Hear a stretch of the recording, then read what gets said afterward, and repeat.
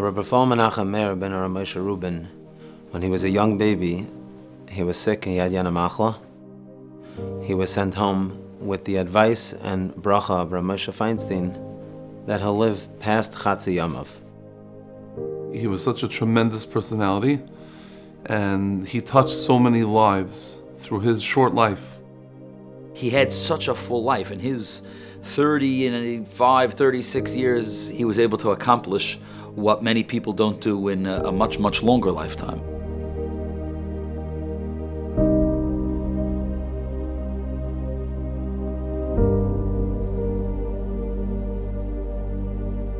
Refael was someone who was full of personality and warmth, and he just exuded warmth and energy. He was a very unique person. He had this undying, unwavering passion and dedication and focus, but the balance was that he had so much fun. He was a fun guy. He had a sense of humor. He had a glimmer in his eye all the time. He was a connector, and he connected with people his age, people older than him, people younger than him, children, talmidim, family. Every walk of life, every type of person was attracted to him through his Torah, through his hashkafa, through his personality.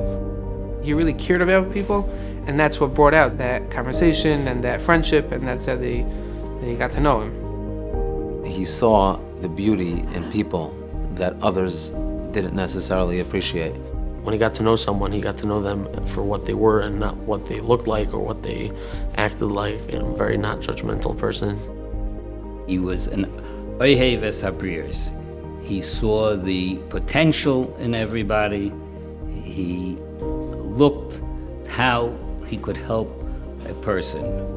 When you met him and you spoke to him for a couple of minutes, you walked away different. You just felt like he just raised you to a new plateau, a new level, to think differently, look at the world and analyze things differently. He had the ability to, both at the same time, speak to you on your own level, but also have you understand that there was much higher. You could aspire to be much greater. Watching Refael with his family was beautiful. He loved his children in a very outward way. He used to joke with them. It was a very joyful atmosphere at his house. People loved to be at his table. Being at the Shabbos table, he had like a whole slew of guests there. So there was Talmidim, there was just Stam guests, and then his children. And his children were all different ages, and his Talmidim were in all different stages. And every person that he interacted with got an extremely personalized experience, a perfectly personalized experience.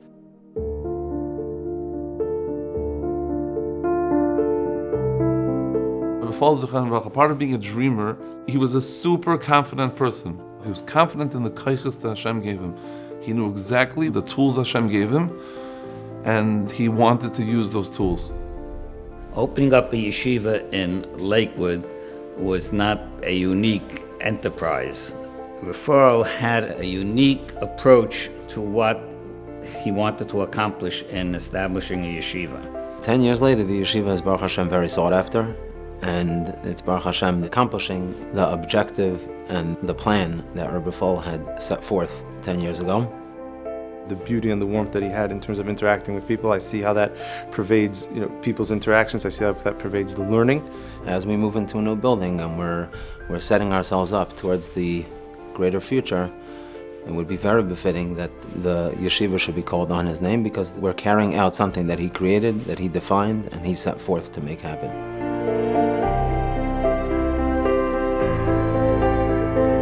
What was the Torah of Rabbi Refael Zechariah Livracha? Steiging and learning. Hasmada and Torah. Learning. It's 3 stars a day. Shabbos. The Torah of Refael is the Torah of Lishma, the Torah of Mesiras Nefesh, and the Torah of consistency.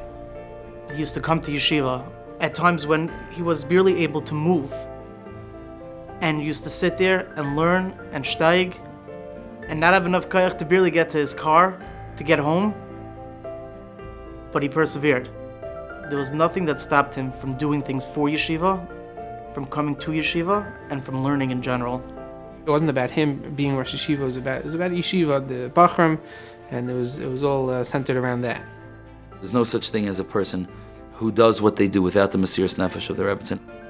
His Rebbetzin was Meiser Nefesh to allow him to do what he did. She deserves as much credit for Refael's life as he does.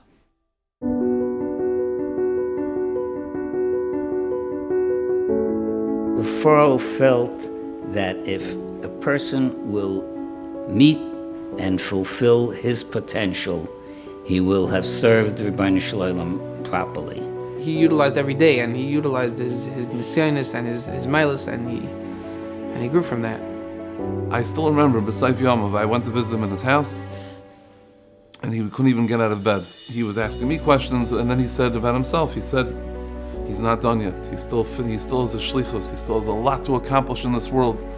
He was just a man that dreamt and thought he was larger than life. Refael, Baruch Hashem, he had this feeling that he saw potential in people, that probably the biggest schus that he can have, we can give if we can be like that. He's Zichrei Baruch. His legacy lives on through his children, his wife, and the yeshiva. As the yeshiva goes towards its future, all that we're gonna accomplish is not just in memory of Refael, but it's really carrying out the peiros of all his hard work.